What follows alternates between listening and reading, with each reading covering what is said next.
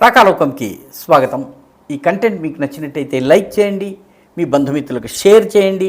ఇప్పటి వరకు సబ్స్క్రైబ్ చేసుకోకపోతే సబ్స్క్రైబ్ బటన్ని నొక్కడం ద్వారా సబ్స్క్రైబ్ చేసుకోండి. అదేవిధంగా దాని పక్కనే ఉన్నటువంటి బెల్ ఐకాన్ని నొక్కినట్టయితే మీకు రాకాలోకంలో కొత్త వీడియో పెట్టగానే నోటిఫికేషన్ ద్వారా తెలియజేయటం జరుగుతుంది. మిత్రులారా, అమెరికా, యూరోపియన్ యూనియన్, పాశ్చాత్య దేశాలు ఇవన్నీ అవకాశం వచ్చినప్పుడల్లా భారతదేశానికి శుద్ధులు చెప్పడంలో ముందుంటాయి. భారతదేశంలో డిక్టేటర్షిప్, అప్రకటిత నియంతృత్వం నడుస్తోంది, అథారిటేరియనిజం నడుస్తోంది, అంటే ఒక రకమైనటువంటి అణచివేత నడుస్తోంది.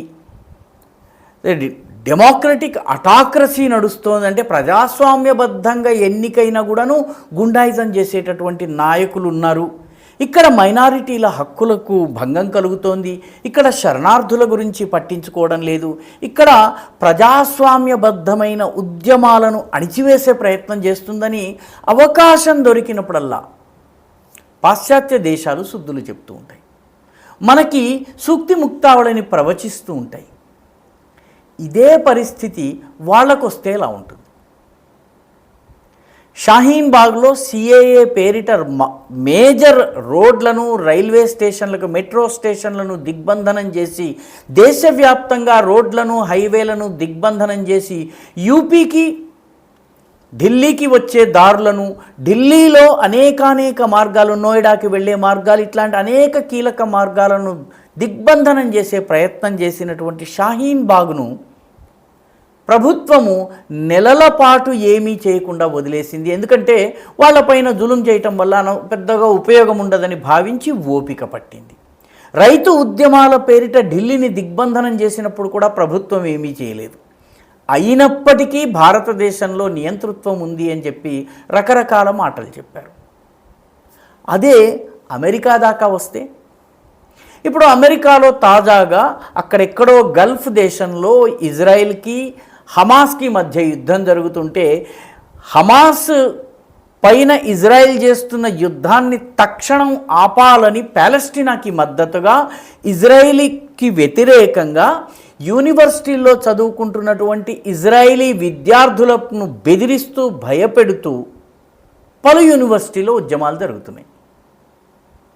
ఈ ఉద్యమాలు ఏ స్థాయికి వచ్చాయంటే, యూనివర్సిటీలోకి రాకపోకల్ని కూడా నిరోధించేటటువంటి పరిస్థితి వచ్చింది. ఈ పాలెస్టీనా మద్దతుదారులైనటువంటి అమెరికాలో ఉన్నటువంటి లెఫ్ట్ లిబరల్ వోక్ విద్యార్థులందరూ కూడా, LGBTQ+++ రకరకాల కేటగిరీలు ఉన్నాయి, వీళ్ళందరూ కూడాను టెంట్లు వేసుకుని మరీ దిగ్బంధనం చేశారు. ఏ రకంగానైతే షాహీన్ బాగ్లో దిగ్బంధనం చేశారో ఆ రకంగా టెంట్లు వేసుకుని అక్కడే నివాసం ఉండి అక్కడే తింటూ చేస్తూ మొత్తానికి నడిపించారు. మన దేశంలో ప్రభుత్వం ఓపిక పట్టింది, జాగ్రత్తగా డీల్ చేసింది. వాళ్ళపైన హింసకి కానీ, దాడికి కానీ, లాఠీచార్జీకి పాల్పడలేదు. అయినప్పటికీ మన దేశం పైన అవాకులు చెవాకులు పేలినటువంటి అమెరికా ఏకంగా పోలీసులను పంపించి విద్యార్థుల్ని అరెస్ట్ చేయించి క్యాంపస్ నుంచి వాళ్ళందరినీ ఖాళీ చేయిస్తోంది. కొలంబియా, మిషిగన్, రకరకాల స్టేట్స్లో ఉన్నటువంటి యూనివర్సిటీస్ అన్నిటి నుంచి కూడాను ఇప్పుడు ఈ elements, pro Palestine ఎలిమెంట్స్ని, woke ఎలిమెంట్స్ని తొలగిస్తున్నారు. American పోలీసులు దాడి చేస్తే, అరెస్టులు చేస్తే, లాఠీలను ప్రయోగిస్తే తప్పు కాదు. కెనడాలో రైతులు ఉద్యమం చేశారు, చేసినప్పుడు వాళ్ళకి సంబంధించిన అకౌంట్లన్నింటినీ ఫ్రీజ్ చేసేసి ట్రూడో పూర్తిగా వాళ్ళ యొక్క ఉద్యమాన్ని 2-3 రోజుల్లోనే పూర్తయ్యేటట్టుగా, ఆగిపోయేటట్టుగా, నీరసించి వాళ్ళు చేతులు ఎత్తేసేలాగా చేశారు. అక్కడ ప్రజాస్వామ్యము, అటాక్రసీ, డెమోక్రసీ, డిక్టేటర్షిప్ ఇవేవి ప్రస్తావనకి రాలేదు. మన దేశంలోకి రోహింగ్యాలు, బంగ్లాదేశీలు అక్రమంగా చొరబడి ఎటువంటి పత్రాలు లేకుండా వస్తే వాళ్ళను పట్టుకునేందుకు కానీ, వాళ్ళను నిరోధించేందుకు కానీ ప్రయత్నిస్తే ఎక్కడెక్కడి పాశ్చాత్య మానవ హక్కుల సంఘాలు రంగంలోకి దిగి వాటి తాబేదారులను, మన దేశంలో ఉన్నటువంటి వాటి తాబేదారులను కోర్టుల తలుపులు తట్టేలా చేస్తాయి. అర్ధరాత్రి, అపరాత్రి కూడా కోర్టు తలుపులు తట్టినటువంటి సందర్భాలు ఉన్నాయి. కానీ ఇదే రకంగా అక్రమ చొరబాటుదారులు ఎలాంటి పత్రాలు లేకుండా ఇంగ్లీష్ ఛానల్ దాటి ఫ్రాన్స్ నుంచి మిగతా ప్రాంతాల నుంచి పడవల్లో ఇంగ్లాండ్కి వస్తే ఇంగ్లాండ్ ఏం చేస్తుంది? భారతదేశానికి నీతులు చెప్పేటటువంటి పాశ్చాత్య దేశమైనటువంటి ఇంగ్లాండ్ వీళ్ళందరినీ కట్టకట్టి ఆఫ్రికన్ దేశమైనటువంటి రువాండాకు తరలిస్తుంది. అక్కడ వీళ్ళను స్క్రూటినీ చేసిన తరువాత వీళ్లకు ఆశ్రయం ఇవ్వవచ్చు అన్నప్పుడు రువాండాలో ఆశ్రయం ఇస్తారు, ఇంగ్లాండ్లో ఆశ్రయం ఇవ్వరు. ఈ రకంగా దీనిని స్టాప్ ద బోట్స్ అని బోరిస్ జాన్సన్ 2022 ఏప్రిల్లో తీసుకొచ్చారు. దాన్ని ఇప్పుడు ప్రస్తుత ప్రధానమంత్రి రిషి సునాక్ ఈ బిల్లును తీసుకొచ్చారు.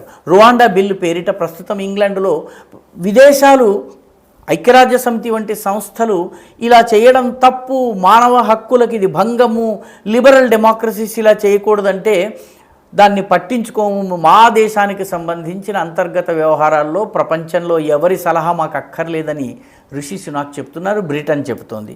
అదేవిధంగా ఆస్ట్రేలియా కూడా, కేవలం ఇంగ్లాండ్ మాత్రమే కాదు, ఆస్ట్రేలియా అయితే 2013 నుంచి పపువా న్యూగిని, నువారు, మానుస్ ఈ 3 దేశాలకి తన దేశంలోకి వచ్చినటువంటి అక్రమ చొరబాటుదారులను పంపించేస్తుంది.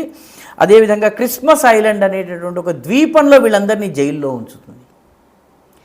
ఏడాది పాటు వీళ్లకు అసలు ఎందుకు అరెస్ట్ చేశామని అడిగేటటువంటి పరిస్థితి కూడా లేదు.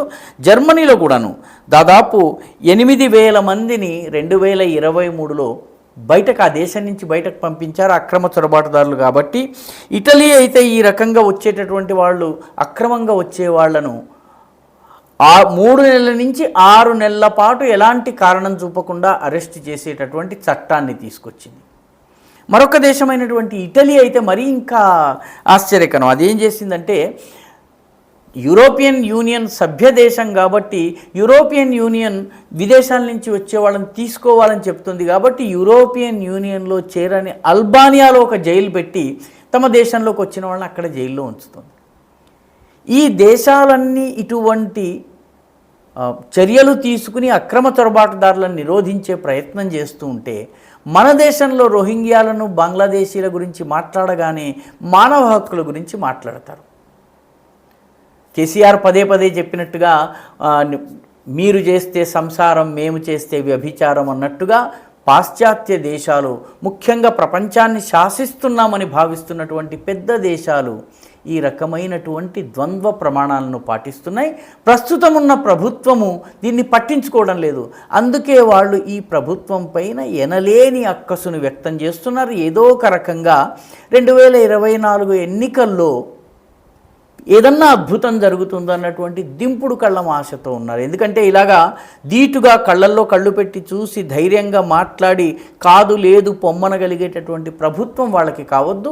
పాశ్చాత్య దేశాల అడుగులకు మడుగులుస్తే ప్రభుత్వం కావాలి. అందుకనే వాళ్ళు చేస్తే ఓకే, మనం చేస్తే మాత్రం తప్పు. ఈ వీడియో మీకు నచ్చినట్టయితే లైక్ చేయండి, షేర్ చేయండి, ఈ ఛానల్కు సబ్స్క్రైబ్ చేయండి. మీ అభిప్రాయాన్ని కమెంట్ల రూపంలో తప్పనిసరిగా పంపించండి.